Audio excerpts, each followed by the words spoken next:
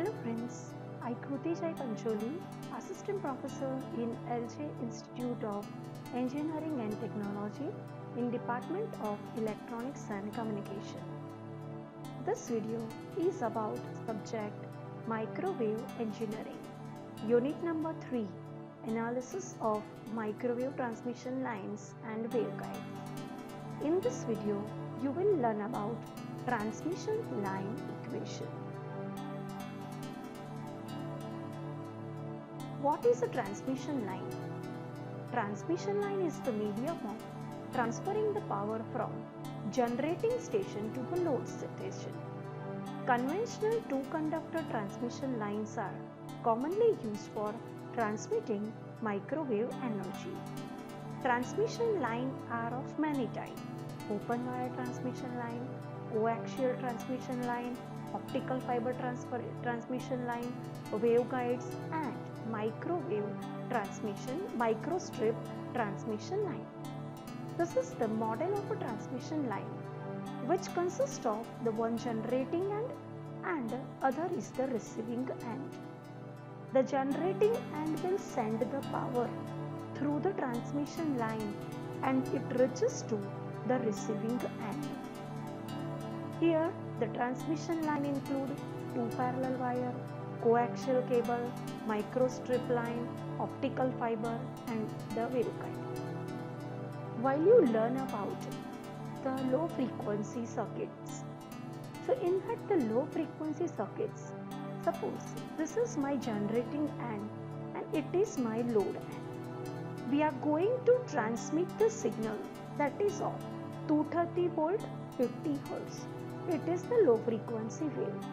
While you talk about the higher frequency, suppose the 5 voltage and the frequency it is in the gigahertz. So whenever I am going to transmit the low frequency signal from this AA dash to the point BB dash, what will happen that we need to discuss. To find out this, the T is equal to 1 by F. F is the 50 Hz. So T is equal to 0.02 second. So it is the sinusoidal wave for the time 0.02 second. So there is a slow change in the wave while the frequency is less. So if it is a slow change, so whenever the sinusoidal wave pass it from point AA dash to BB dash, there is no more change in the voltage to cross this particular L line. So there is no change in the voltage.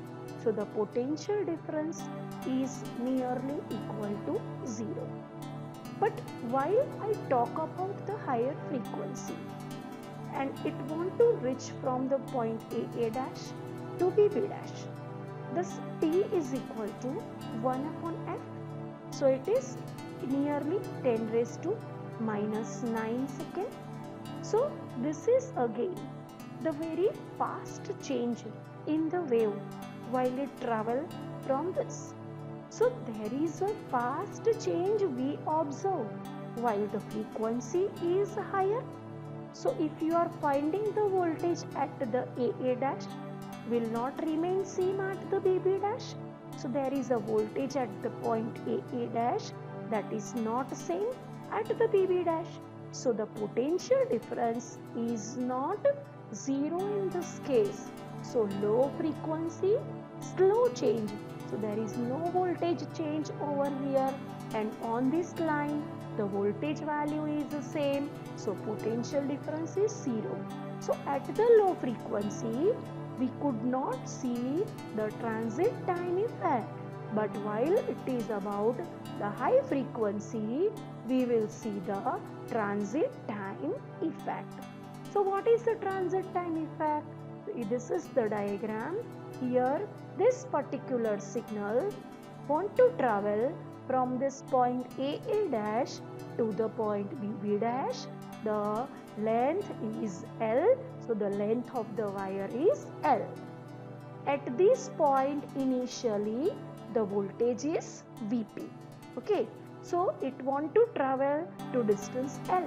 So it will take some time to travel from AA dash to BB dash. So my time taken to travel is equal to length divided by the velocity. So at the point A, the voltage is Vp initially. Now while it travels from this point to this point, it will take the time. So time is equal to length of the wire divided by velocity with which voltage travel. So now at this point, voltage is not Vp, but at the same time, the voltage at AA dash, that is not Vp, but it is Vq. So Vp and Vq are not same. So we have some potential difference. So the time taken to travel for this particular length L is referred to as a transit time. So transit time, that is AA dash to BB dash, whatever the time is required. We will see this transit time effect only in case of high frequency signal. Question is about how to neglect transit time. So the solution is to neglect transit time is by making the potential difference between the 2 points, that is 0. But ideally it can be 0. Practically 0 potential difference is not possible. So we are telling that it should be negligibly small. So that is why the transit time T is equal, the capital T, that is the time period of a signal, T should be much more greater than TR. What is this TR? TR is the transit time. So we are substituting this transit time value is equal to L upon V. So this T, that is much more greater than L upon V. L is the length of wire, V is the velocity at which it will travel. T is what? It is 1 upon F. 1 upon F should be much more greater than L by V. We will take this V this side. So V upon F much more greater than L. What is V by F? V by F is lambda. Lambda is much more greater than L. So the condition for neglecting the transit time is wavelength should be much greater than the length. So by considering this condition, we can neglect the transit time effect in case of high frequency wave or in case of the microwave. Now about what are the primary constant of a transmission line. For that I am considering that it is the parallel wire representation of the wire. Now these wires are there. I am dividing that wires into the small segment. I am representing this small segment as a delta Z. This delta Z should be tends to 0, mean it is very small length. Now we need to identify that which are the primary constant will be available in this small segment. So by magnifying this delta Z portion, we can see that this is the wire.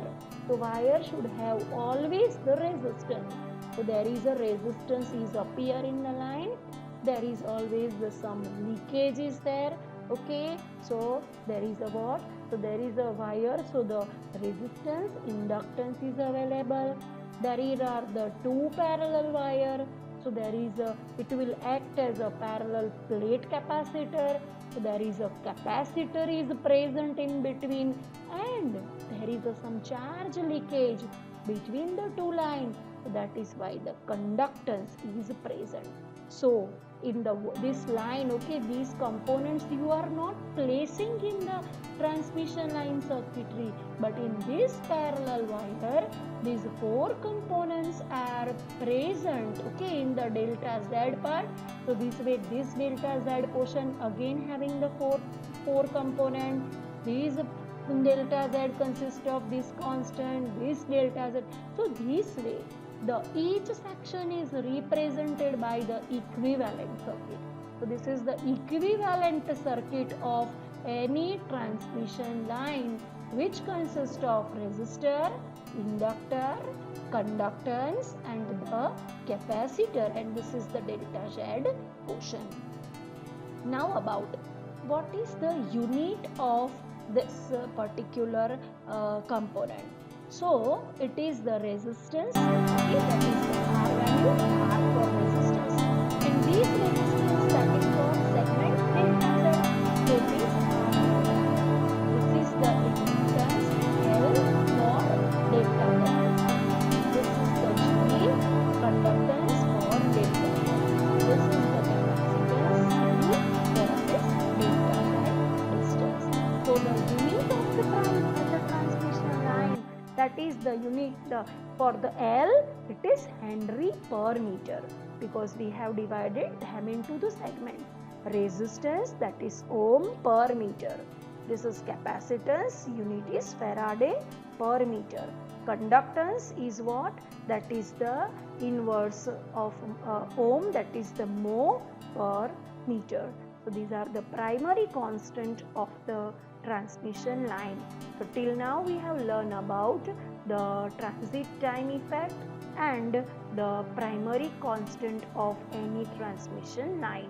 Now about the solution for the transmission line equation, it is again important question for the GTU exams, okay, that is solve the equation of transmission line.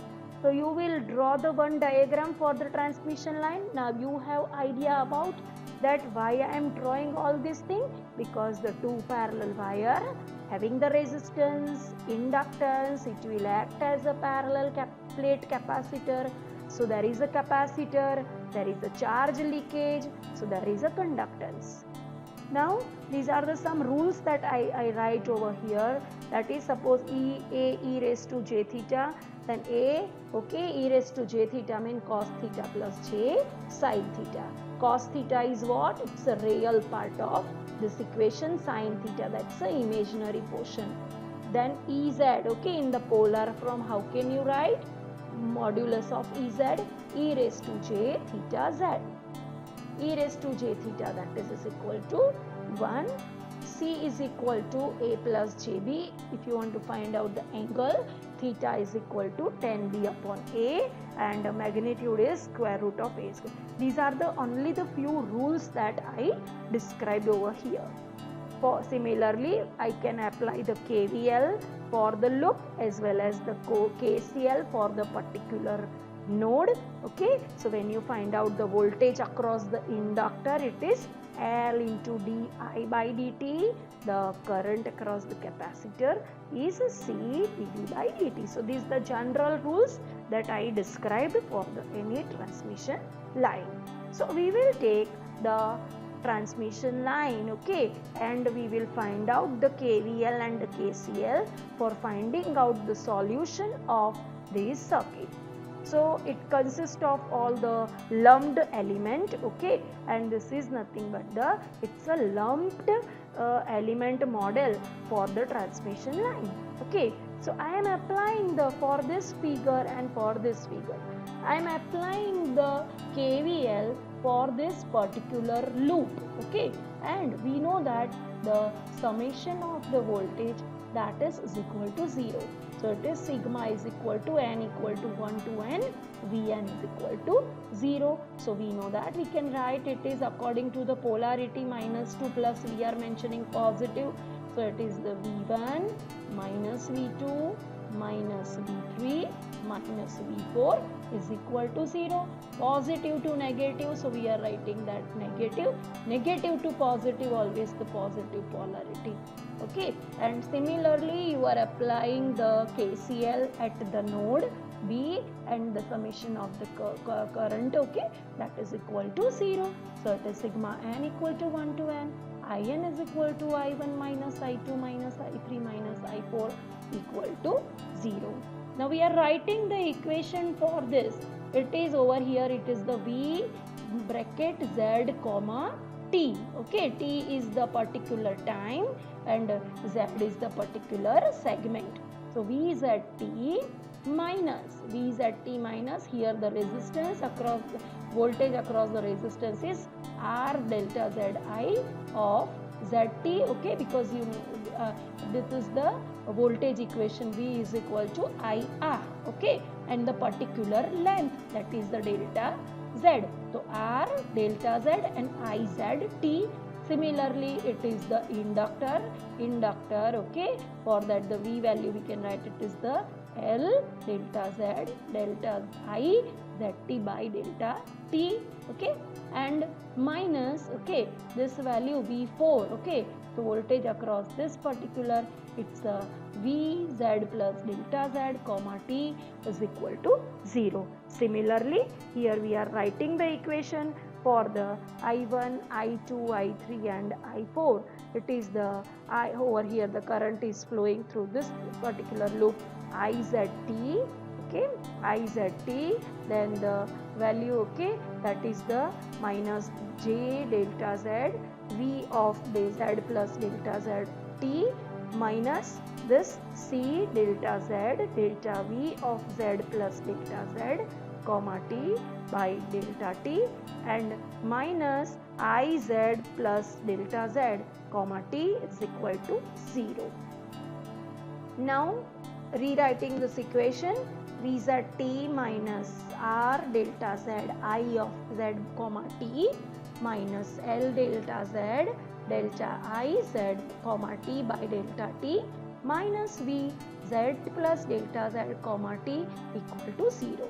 Rearranging this and dividing by this delta Z, it is V of Z plus delta Z T, okay. If you will take this minus to this side, then it is minus V of ZT divided by delta Z is equal to minus Ri Z comma T minus L delta I Z comma T by delta T. So again rearranging this equation and dividing it by delta Z, we are getting this two equation. Now applying the limit delta Z tends to 0. So delta Z tends to 0 and we are writing this is nothing but it is the del V Z by T del Z mine equal to minus Ri Z comma T minus L del I Z comma T by delta T. Again applying the delta Z tends to 0, we are getting this equation. So this equation, okay, you can write it, that is it is the del V Z by del Z is equal to minus R plus j omega L I Z. So it is the first order differential equation. Okay, so del by del T, for it is the j omega, del by del Z to the del by del Z. So it is the del V by del Vz by del Z is equal to minus R plus j omega L Iz, and here del Iz by del Z is equal to minus G plus j omega C Vz. Now we are putting this the di by dz value over here and we are putting this dv by dz value over here. So we are again differentiating it with respect to z, that is the d square vz upon dz square is equal to minus r plus j omega L di by dz. By putting the di by dz value, we are getting this equation over here. Again by putting the dv by dz value over here, we are getting this second order differential equation. Now what is this r plus j omega L into g plus j omega c? It is the propagation constant. So it is defined as the gamma is equal to square root of r plus j omega L in bracket g plus j omega c. So it is d square vz upon dz square minus gamma square vz is equal to 0 and d square iz upon dz square minus gamma square iz is equal to 0. So these are the second order differential equation for the transmission line. So similarly, this Vz is what? So it consists of the two portion, that is the incident wave and the reflected wave. So Vz is a V0 plus into e raised to minus gamma z plus V0 minus e raised to plus gamma z, and Iz is equal to I0 plus e raised to minus gamma z plus I0 minus e raised to plus gamma z. So e raised to plus gamma z is the wave propagation in the minus z direction, and e raised to minus gamma z is wave propagation in the positive direction. So this is just the representation of showing V0 plus and V0 minus. So V0 plus, that is the incident wave towards the load, and reflected wave which is reflected from the load to the generating end. So we have these two equations, and we can find it out the propagation constant, that is gamma is equal to alpha plus j beta. So the real part, that is the alpha, that is the attenuation constant, and the imaginary part of this is the phase constant. Unit of alpha is the Nepers per meter, and beta is the phase constant radians per meter. So we can write calling the equation, that is dvz by dz is equal to minus r plus j omega l into iz, and we can put the iz value, it is I0 plus e raised to minus gamma z plus I0 minus e raised to plus gamma z. So this is the equation for the Iz, and after taking the I0 plus, that is the real part, we have this value, imaginary part we have this value. So we can find out the impedance value, that is impedance is V upon I. So V0 plus upon I0 plus gives us the value of the impedance. Similarly, V minus V0 minus upon I0 minus, okay, that again gives us the impedance about this Z0. So Z0 is the square root of R plus j omega L G plus j omega C. So we will solve the examples in the next video regarding how to find the characteristics impedance. Phase velocity is the omega upon beta. Omega is 2 pi f upon beta, and lambda is equal to 2 pi upon beta. So this way we can find out the analysis of the transmission line equation. In the next video we will solve the examples related to this. Thank you very much everyone.